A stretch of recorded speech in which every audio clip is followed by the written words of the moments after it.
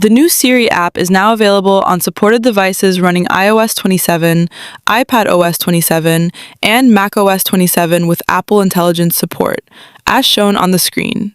You can join the new Siri experience and get added to the waitlist.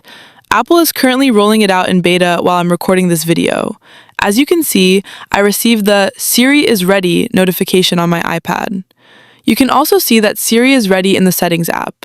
Scroll down a little and check the Siri settings. The Siri beta, powered by Apple Intelligence, is now available to use on iPad. You do not need to download a separate app from the App Store or anywhere else. If you do not want to use it, you can turn it off in Settings. First, open the Siri app. The app looks similar to a messaging app.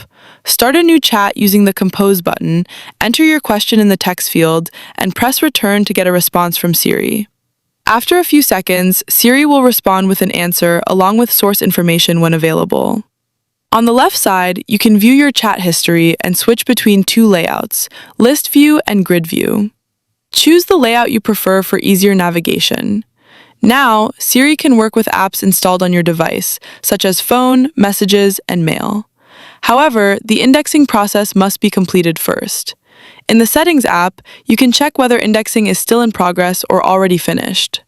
If indexing is not complete, Siri may not return results from your apps. Open Siri by swiping down from the top edge of your iPad.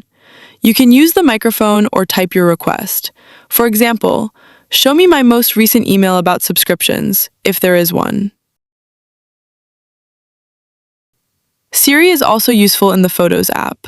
Open Photos and find an image that contains an object, landmark, or well-known person you want to learn more about.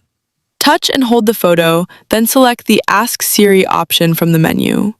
Wait while Apple Intelligence analyzes the image and searches the web for information related to the object or person. You can then view detailed information along with web sources for additional context. Siri is also very powerful in the Notes app. It can help analyze, summarize, and understand the content inside your notes. Select the text, tap the Siri option, and enter a prompt for the result you want. For example, you can ask for a summary, overview, conclusion, or detailed explanation. Another useful feature is using Siri with web pages. Select text on a web page and choose the Ask Siri option to learn more about the selected content or ask follow-up questions. That's a quick guide to using Siri on iPad with iPadOS 27. For more Siri tips and Apple product tutorials, be sure to subscribe to the channel and leave a like to support my work. If you have any questions, leave a comment below.